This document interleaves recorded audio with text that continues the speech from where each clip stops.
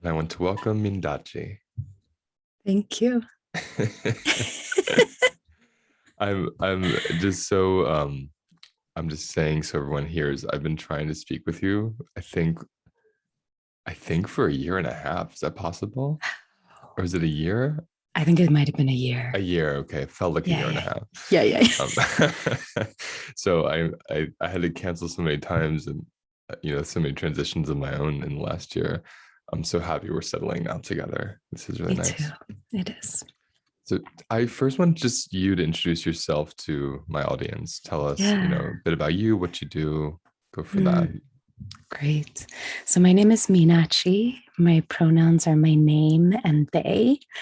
And I am a healing practitioner who helps people remember that they matter. I think that when we forget that we matter, we do all sorts of things. We behave in ways that are out of pocket, out of alignment with our values. We reassert hurts we've experienced on ourselves and others.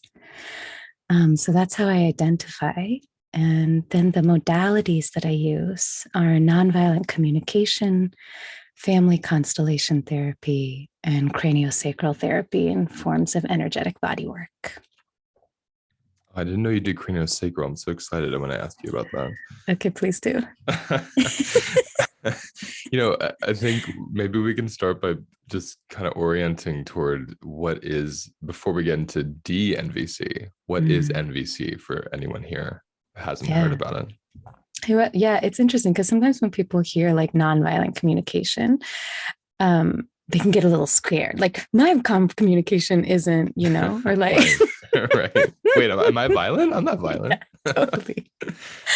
NVC is this beautiful, beautiful modality developed by Marshall Rothenburg and many, many others along the way that offers a particular structure on talking about our feelings and our needs and then communicating those things to others because it's kind of like there's all the building blocks of one, can I even recognize what I'm feeling? And two, if I can recognize it, do I have a good way to share that need out with others? And can I share it in a way that others can actually hear it? And can I be responsive to their needs and their requests? And I was introduced to NVC. I want to say eight years ago. Mhm. It was during couples therapy, Yeah. and right, and this therapist brought out NVC. I never heard of it before. I think what was so helpful for me, and to this day, was the difference between observation and judgment.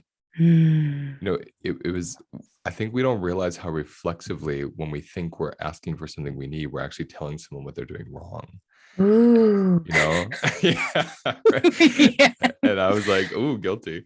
And so I'm wondering, what has that been like for you personally, to embody the place of, or how do you see this with the people you work with, to embody, I'm allowed to clearly make this about me, like I'm allowed to, Oh, versus yeah. like I'm reflexively making it about you because I don't think I'm allowed to make it about me. Tell me about Yeah. that. Oh, these are some delicious questions, and it's like we could go in five different tangents. Yeah, I'll Um, follow you wherever you go. okay, cool.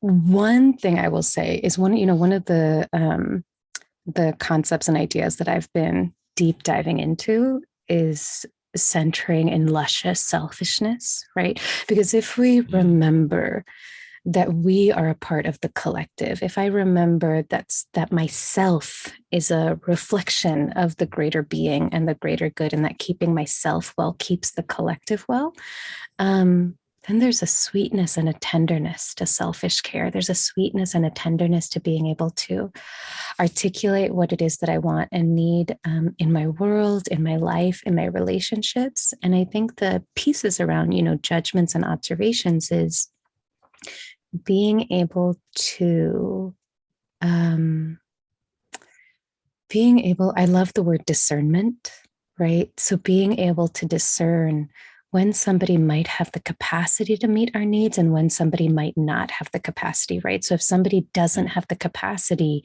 to do the things the way I need them to be done, to not judge it like, okay, then that's just not within capacity for you to meet me there in that way. And then I get new choices of how do I want to stay in this relationship, or what are the other luscious things I want to seek or be with that meet my needs. Oh gosh, anyone listening is like capacity because I talk about capacity all the time. You just hit a buzzword. Um, I love this because that's what I was actually. You reminded me that was one of the things that had awakened in me through nonviolent communication practices was really understanding. Oh, if someone doesn't meet, first of all, and I'm curious where you go with this. It was first of all the awareness of I'm not entitled to anyone's ability to meet my need. Number one, Yeah. right? Like that was huge to me, and no one's entitled to my capacity to meet their needs either. So Yeah. I just want to like pause there, and I want to hear through your lens what that looks like or feels like. It's some beautiful stuff. And this is, I think, where some of the D in the DNVC comes in, right? The decolonizing. It's understanding that we are interdependent, Mm, right? It's like this, and it's, there's so many nuances of the cruxes, right? Of like, actually, we are responsible for meeting each other's needs. Actually, none of us can make it through. I mean, the idea of having to make it through this world alone is it does something to the nervous system, right? So we are responsible for being here for each other, and we are also responsible for doing things that are within our capacity, because if I stretch myself beyond my capacity, if I overextend, hurt and harm will happen either to myself or to you, right? There's going to be whiplash somewhere. And then we are also responsible for expanding our capacity, mm, extending. And maybe I don't know if I should, I won't say that we are responsible. I love it. I love that as a practice. Because the more I expand my capacity, the more I'm able to connect to the fact that we actually are one unit trying to figure something or other out. I love that so much. And again, there's so much you said. I paused there because I wanted to just go, eat. It's almost like in a massage. I wanted to go deeper into that tendon for a minute. But I love the connection between luscious selfishness and interdependence. Mm, I totally get that. It's like if we think of, like Robin Wall Kimmerer and Breeding Sweetgrass talks about the mhm, gift economies. And I mm, think about when I look out at the forest, I see that happening, right? Like mm. every second I see this luscious selfishness and how, let's say this, the tree being so rooted in its own survival is also helping all these other creatures survive. And so I love that the D there comes into this place of understanding interdependence, understanding I can force you to have capacity, Mm. and understanding I do have the option in this lifetime to build my capacity to show up in ways that are pleasurable for me, not out of like duty in a bad way, but like a desire. I can show up to you in a desirable way if my capacity has expanded. I How, love that shift from duty into desire. I come from a culture, my family is Sri Lankan Tamil, so duty is a big thing. And I think in my family home growing up, there was a lot that my amma, my mother, was doing out of a sense of duty.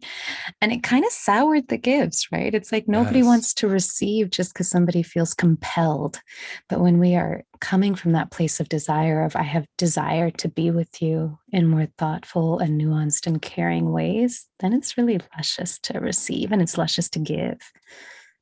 When you said about the nervous system, when you think you have to do this stuff alone, this life alone, it does something to your nervous system. It's the same thing when you're doing it from duty. There's Hmm. right, there's this constriction and resentment attached to Yeah. these quote gifts or whatever it is we're giving. There's like a shadow to it because it's not fully embodied or desired. So there's that Yeah. piece of us that's breaking our own boundaries.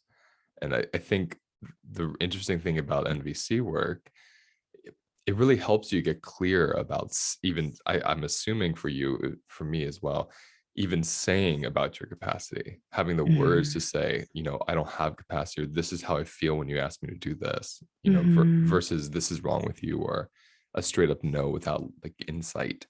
How Hmm. did that happen for you doing NVC or teaching NVC? Yeah. How'd you get more aware of your actual truth? Yeah, and I think this might be another place, right, where my work diverges from conventional NVC. So one of the things the conventional NVC doesn't talk much. It doesn't actually talk about the body. It doesn't talk about trauma. It doesn't talk about aspects of oppression or the way we've survived or navigated life. It doesn't acknowledge the fact that many of us have different capacities. And in the process of even expanding our capacity, one of the things we have to first recognize is how much do I have to even give to begin with? And Mm, if I am already dry, if I come from a lineage that has already been squeezed and is exhausted, then my capacity may need to be focused on just caring for myself and caring for myself for this lifetime and for the next 10 lifetimes. And I'm mm, not going to expand anything until we get there, you know? Um, because because I think a no is important, and it is beautiful to be able to say no, to receive no. Um, yeah, there was something in there that you said that I wanted to catch and I've lost it just a little bit, but allowing for that permission that we have different roles in this lifetime, you know, depending on what capacities we're born with, of how we want to expand, right? Um, yeah. Does that answer the question? it does, and you're actually leading us somewhere I wanted to go, Okay. because the trauma informed piece and the decolonial piece is Yeah. why I'm so drawn to your work.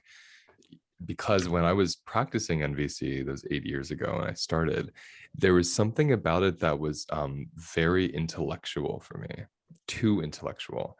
And I was bypassing a sense of a physical body boundary constriction, saying no with these words I was supposed to say, like the script. And that's where NVC and I said, okay, see you later, sweetheart. I'll see you down the road when I can do this. Yeah. And then when I did, decolonial work and somatic and training in somatic work, and then Yeah. actually finding your work, I realized, oh, okay, now I know how this can coexist. Mm. So when you're saying about someone, you said it a certain way. You said needing to expand capacity or desiring to expand it. I've found as a somatic therapist, there's this difference between my desire for expanding my capacity and my actual physical ability, Totally. right? To tell us about that. Yeah. Okay. So it's two things. One, in my practice of NVC, there is no script. Throw it away. There's literally nothing you're supposed to say. Like, you just say the things you want to say. Oh, Like, you know. the relief Oh, rushing over my body. So nice. good grief. I love a good sentence structure. I love a good I statement. I love sentence stems, you know, all of that's really good. And at the end of the day, right, true communication, authentic communication, connecting communication comes when we speak in the ways that are true for us. So Mm, finding that as practice is part of just this, my own practice around decoloniality is like finding who you truly are, who we truly are. The other thing is that most of my work and like all of my workshops, offerings, etc., are in collective containers, because mm, it's when we're in the resonance of each other, when we can feel each other, when we have those reflections also of ourselves, there is a gift that comes of being able to sense and feel capacity expanding. I mm, was talking to a loved one this last weekend, and she said something to the effect of how can I, without the help of anybody else, root myself in remembering that I matter? And I said, baby, you cannot. That is not work that we do alone. That is work that we do with each other. And so that piece of even identifying what is my capacity, because even if you think about it, we don't identify our capacity by ourselves. We identify our capacity when we hit a wall, when we hit that's right. conflict, and we're like, oh, I can't go there anymore. And we need other people to reflect bits and bobs, you know, when we have people who, if we're in conflict with somebody and we're in a collective container processing, inevitably there's going to be three or four people who resonate with the person that we're in an argument with, and there's going to be three or four people who resonate with our own experience. And that collective insight, that softening, that sense of I don't have to hold all this stuff by myself. When we can put it down, then we have permission and a little bit more freedom to see where we can expand. I love that you're saying that, because so I spent over a decade in a private nutrition practice, and then I spent like 5, 6 years in private therapy practice. And since the pandemic began, I started shifting to virtual group work. Mm. And it was profound how much people were shifting and building capacity and releasing trauma charge because of the collective container. And talk about decoloniality. That shift was decolonial. Mm. Being in a room with one person who's the authority of your life and paying them a lot of money per hour versus being in a group paying a little bit of money and everyone's on equal setting, right? And Uh-huh. we're all sharing equally and we're all learning together. And there's this like group nervous system, like mycelium, like that's holding all these big charges. Mm. And like you said, there's these inevitable moments of being triggered by the other participants, which for me is like candy. Like I think it's like dessert, I should say, or maybe the appetizer. I'm not sure which end, but it's like it's inevitable and it's beautiful when you have this work because you can use that to understand what's being brought up, to build capacity, to communicate, even to stop othering, whatever's happening in your Mm. mind with the other individual. So I love that you say that because I understand there's this personal responsibility to the self to witness your own self and love yourself. Like that has to happen because even with enough, you can have 400 people say you're gorgeous. And if you can't accept that, there's still a boundary in you that's against that. And there's this very real ancestral lineage of how we're wired, isn't it? Where Mm. there's just the container and the collective. There's something just kind of like instantly healing about that. Tremendously so, tremendously so. And so many pops are happening in my brain. The first thing I'll say is coming back to, what you described as candy is it sounds like you really love staying with what's live in the room, right? When we have, it's like a pop rock. It is like That's candy. It's like right. a poof, It's a right? pop rock. Oh my god. It's like that little that weird one in the 90s with the foot. Do you remember the foot? It's that one. I don't remember the foot, but now Okay, you you're got me thinking lucky. on slap bracelets, and I'm just like, let's just go, let's go back. Oh, but yeah, that piece around staying with what's live in the room. And then the other piece, this past weekend, I ran a shadow workshop on shadow work and developing relationships with our inner critics. And I did I structured a family constellation activity, and each person was doing it in their own space with objects. And so the reps we brought in were a representative for you, a representative for your light, and a representative for permission to feel your light at all times. And one of my loved ones, who is a tremendous educator in their own right, they said something to the effect of like, it's my responsibility to give myself permission. And I pointed out, I said, it's because we're in this collective container doing a collective practice that we're able to tap into the permission because the permission is always in the field. I don't care how, we all have ancestors who were harmful in some particular way. And the reality is, life is always conspiring for us to be our best self. Life is always conspiring for us to be well. And so there is always permission in the field to say yes to who we are. And they thought, they were like, yes. And they said, actually, what my responsibility is, it is my responsibility to let go of the blockages I have to receiving all that is here for me to receive. And I was just like, and it sounds just like what you just said. And it's Mm, just like, mm-hmm. Mm. It's just I'm getting so many images when you were saying about ancestors who are harmful, and then you're talking about that moment with that person. I'm thinking of this one group that I was in, and there was a woman of mixed Indian and British descent, and she was doing this work. It's not what you do, but what I do, which is very similar actually. But I don't use the NVC. Um, Maybe I do without noticing though. But we were doing somatic work, and she had put her hands up and her hands were like facing each other like this. And she was noticing on one side of her body, she was feeling one lineage. On the other side, she was feeling the other. And almost like through her hands, they were facing each other. These two that had these extreme, like racist segregations in her own line. And to have them facing each other, her whole body started to melt. And it was almost like the ancestors that were in her body in present time were finally able to integrate. It was so powerful. But it's exactly what you just said. There was something in her in that moment in the collective field. Everyone was being so kind and loving and just witnessing. that this boundary started dissolving in her, this constriction against herself, her own ancestry. It was phenomenal. And I'm assuming that's what you're talking about, right? I don't know if that's what I'm talking. I'm like, yes. I'm like, yes. Yeah. Yeah. Wow, that sounds so beautiful, Luis. It was, I mean, have chills to this day. It's so transforming when I watch that. And that's why I wanted to have you here, because it's so for me it's limiting just to have words and scripts. It's much deeper to have the body and all the complexity, like, and lineage that comes with one body, right? Yeah. And the humor. Our And the bodies do humor. humorous things. Come Yes, on, our they bodies are do. good. Yes, they do. Yes, they. Okay, so now you're reminding me of something else about your work. You're the only person I've ever come across who has sessions for joy. Like, for real. Come on.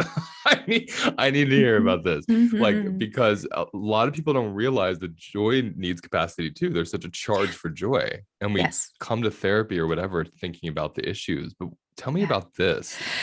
Yeah. Okay. So these are my somatic sessions for joy. And I can't remember exactly. Oh, okay. I had this one friend who just, they're like my inspiration fairy. Like ask for something. And then I'm like, okay, well, let me create something around that.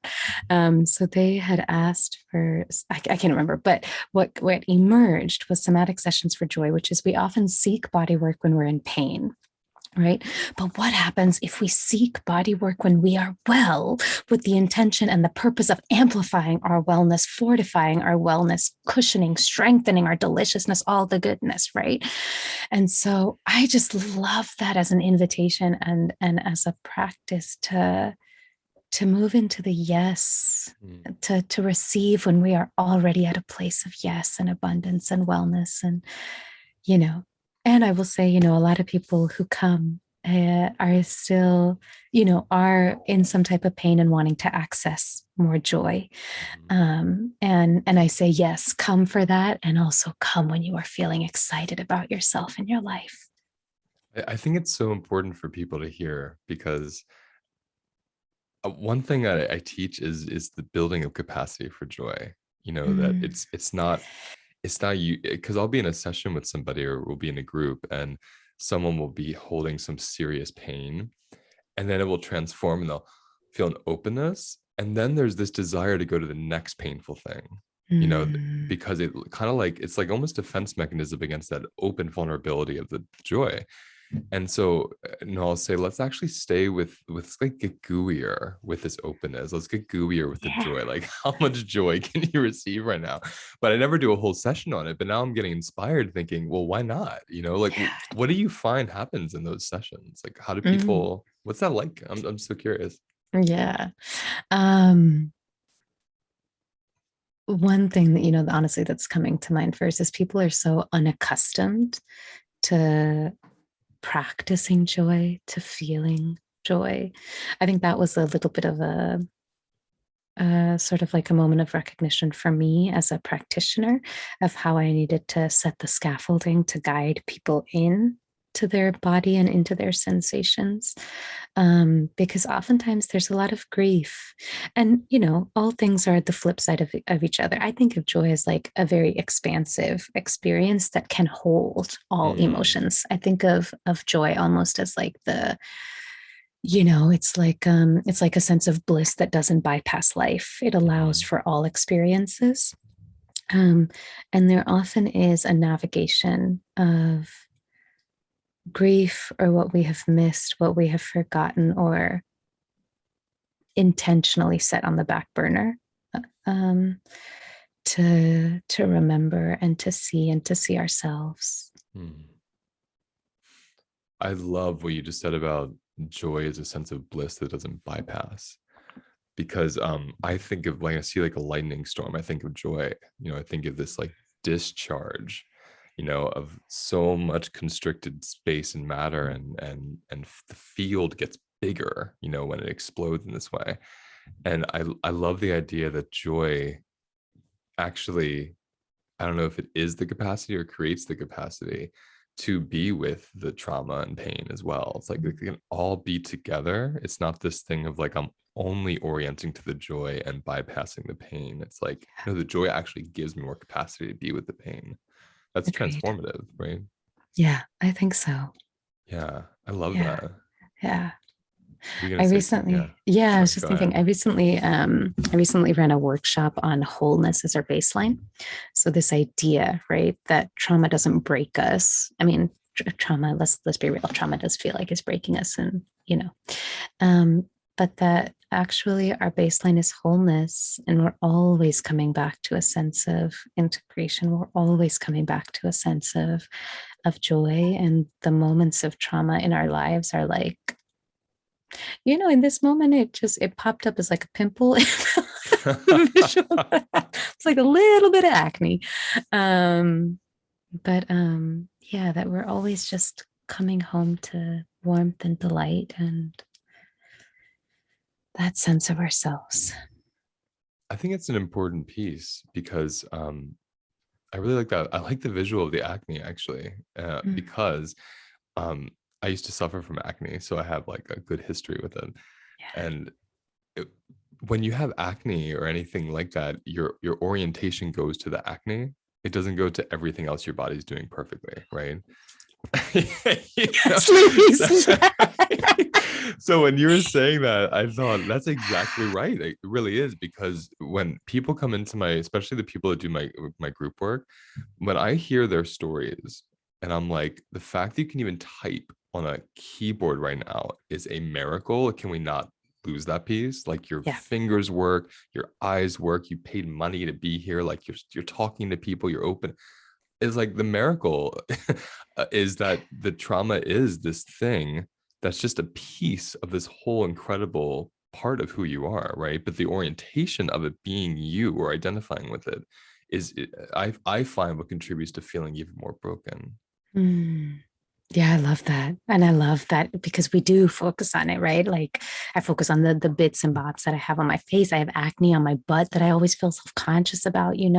But just like that whole thing is beautiful. Every bit of your body, every bit of our body, every bit of my body is just a beacon of light. I love that. I'm hearing the word decolonial again, Mm, and I'm thinking back to, so when I was 13, I went through a lot of pain with my body. So, like extreme cystic acne. I was what the medical system would call overweight. I had like debilitating asthma. I was born intersex. So, I had breasts and hips, and every part of my body was just like not fitting the right equation of what like a cis white guy is supposed to look like in America. And so, I remember feeling just like I just wanted to disappear.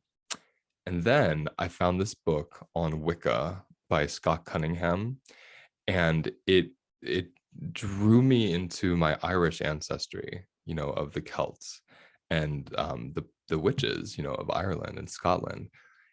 And something changed in my mind. And when I went outside, I started noticing that the trees looked like my body, that mm, like nature actually looked like me.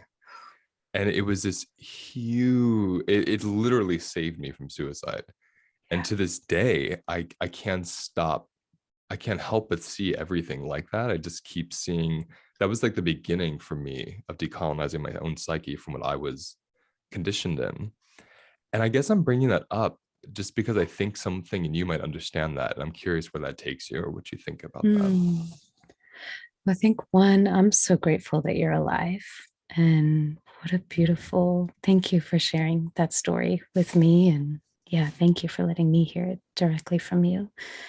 Um, and I'm so grateful for this imagery, because again, the pieces around decoloniality are like, um, we're taught what bodies are supposed to look like or feel like or be like in order to be desired. We're taught what behaviors are supposed to look like or feel like in order to be like, whatever social conventions or something like that. And to remember that we are reflections of the wind and the trees, and that trees are gnarled, and the ocean, right, which has waves and waves of expansion and rolls and granular sand that we can always find reflections of ourselves in the earth around us. I love that. Mm. Mm. Yeah, I love that you said gnarled because that's what was so that was what was so healing for me with the trees. I would see these trees that had these big pulpy like tumor growths on them, and we think that's beautiful, like artists paint that. And I was like, what's different between that and my body? Like, why do they have to be different? And that's where animism started to enter. And I started being able to understand, like, oh, I'm living in a world of human supremacy where like that's what we've decided is the like the most supreme form of being. But we are talking about interdependence. There is such an interdependence, such an intricate weaving of these other than human beings, and I actually relate more with them. And so, like, kind of, this is almost going back to what you said in the beginning about the collective. That was a moment of like collectively co-regulating with other than human beings, and that saved my life. Yeah. So I find like I come to all this work from that 13-year-old experience, and then everything between now and then, and unfurling, continuing. I want to know for you, with your ancestry, with your lineage and heritage, what did you grow up in America Yeah, I did. I was born in England, or in England? and What grew up. was it? I'm sorry, please. Yeah, so my parents had both moved. My amma had moved when she was quite young from Sri Lanka, and my appa had moved a little later. Born there, moved to Chicago, grew up in California. And I think for me, one of the biggest gifts was my name, which is a name that my amma really was ardent about giving me. So Meenadchi is an old name. It's like when I go back home to Sri Lanka, people are like, oh, it's like naming your child Hepzibah. Like, okay, who does that? you know? Um, and Meenadchi was an incarnation of the mother goddess. She was born out of the fire. She had green skin. A parrot was her companion. Mm, And she roamed throughout the subcontinent, conquering. And there's a whole bunch of things there, but she was a warrior princess until she got up to the Himalayas and met her other half, who's Siva Peruman. And so for me growing up, I would just assume that I was her, that I was an wow. incarnation of the divine. And we used to have these books, Amar Chitrakada, which I read quite a bit of. And there's all these stories about I am part of all that exists, and all that exists is within me. And so I grew up with those beliefs ingrained in me from a very young period, um, which has been a resource for me in my own times of like sadness and difficulty. Because I love that story, first of all. Love how that name and the imagery and the lineage of the name like held you. Because anyone I meet that does decolonial work, I mean, we do it from our own experiences. Like we were drawn to it from our own desire to decolonize because something in our body was born into this like post-colonial world and it didn't quite fit or feel right. And so when we started decolonizing, we started feeling like ourselves again. And so I'm always curious when I meet someone that does this work, like was that just something that was always on your mind, or did you one day realize like, oh wow, Mm, like I'm living in America but my blood goes to another land? Like, well, I'm curious how that mm. was for you. Yeah. So it's interesting. So a couple pieces. One, I'm really fortunate because the person who introduced me to NVC is also from my home country. Her name is Jayanti Siva. She's a tremendous facilitator and practitioner. I love her dearly. And she is still a mentor and a friend. So my entry into this work and this practice was already culturally informed, was already culturally responsive. And she was the one who, just over the years was like, we have to decolonize this stuff. Just seeing the way NVC practitioners and practices were reinforcing systems of supremacy, particularly when trainers who are not from a particular land or country would come in and train. I was like, oh, that's not the way this goes here.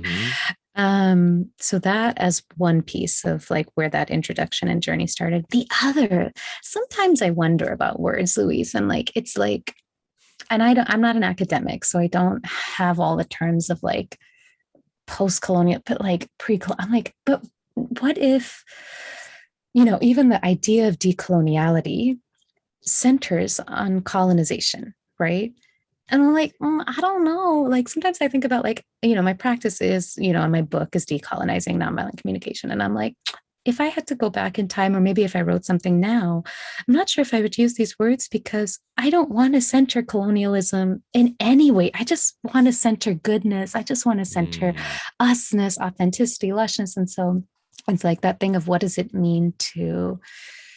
the ways that we can move into an authentic or aligned practice of divine being with each other that's not necessarily not in reaction to the ways we fractured from ourselves, something like that. I love that you said that. I grappled with that term for so long, and I use it now really intentionally, almost as like a lighthouse to the psyche of like hypnotic terms. Like it's a hypnotic term, like you hear it, it takes you somewhere, and it does center around colonialism in and of itself, and it's a reaction, a response to colonialism in and of itself. And I think for me, where I've come to peace with using it, or moving from it, is more of my definition of it than it. And it's, for me, it's like, am I Mm, in relationship with something, or am I in dominance over something? yeah. And that's like an ongoing inquiry. That's not like something that happened 400 years ago. That's because of that, something happened 400 years ago. But I'm so curious of that present state of being with the self. Even, am I in dominance or in relationship with myself, Mm, with you, with someone else? What is this gesture coming out of me, these words? Are they in serving dominance, or are they serving relationship? mm, So that's like what I've come to understand for myself. I'm not a scholar as well, and I repeat these words that I hear, right, because they have some kind of resonance. But for me, it's more of that gestural, somatic, embodied expression of dominance or relationship that I'm actually more interested in. yeah. I'm getting a lot, and I know that listeners won't see this, but there's a way that your body is moving that Yeah. is like so like there's like a real nourishment in the exploration of like what does it feel like when we move in flow, or in and out of flow, or in and out of alignment in a way that actually feels good for all of us, or for the system, or for something. And I think perhaps knowing that we can't do everything, right? Where each of us is one piece. So we're doing our best within the sphere that we know how to navigate, as we also practice expanding our knowledge into navigating other places or moving in other ways. Mm. I think about your intention when we were getting on this call together, like for play and ease. And when you're talking about that movement, that flow, it really comes down to play, doesn't it? It does. We're all here to play, Yeah. and these things get in the way, and it hurts because we like to play. Yeah. Yeah. I've loved having you here. It's been so No, it's been easy. so nice. It's such a road to get together, but it was so sweet and simple when it happened. Oh my gosh, it's really good. Yeah. Yeah. I just want you to take a moment to tell us where to find your work, where to find you, Mm, anything you want to say that you're doing. Go for it. thank you. It's been really joyous and luscious being on here, and what a gift to be heard in some of these ways. So thank you. And thank you to the future listeners. And folks can find me on my website, which is traumainformednvc.com. And the things that I have coming. So first, you can buy my workbook, Decolonizing Nonviolent Communication. That's from Co-Conspirator Press, and you can find the information on my website as well. And then some of the things I'm excited about. I'm teaching. I get excited about all my workshops, but there's Good. like. So I'm teaching a reflective listening course that starts in mid-January. I think January 13th is when I launched that. Because listening listening is a practice. Like we think that it's like just like so simple. This is how you no, bruh, because our bodies have been conditioned to get defensive. Our bodies have been conditioned to be reactive. And it's like we have to practice Mm. how we actually want to listen with and to each other, alongside each other. So that's going to be in January. Also have some practice groups coming up specifically for practicing NVC and for practicing family constellation work. And then the big thing that I'm so excited about is in April, I'm opening up a family constellation Train the Trainer, which is specifically for Black, Indigenous people of color, because there is so much magic in that work and the way the work has flown. A lot of practitioners are white and my teachers are white and I love them. And there's a different sort of sauciness when BIPOC practitioners come in. So I'm really excited about that. Oh, that's awesome. Congratulate. I mean, that sounds great. Thank you. The reflective listening course sounds amazing. I'm like, Yeah. maybe I should take that. That sounds exciting. Cool. Thank you so much for being here. Thank It's been you, a pleasure. Louise. It has been. I feel like I'm going to see you again. So I look forward to that too. Cool. Sounds good. Okay, bye, my friend. Bye.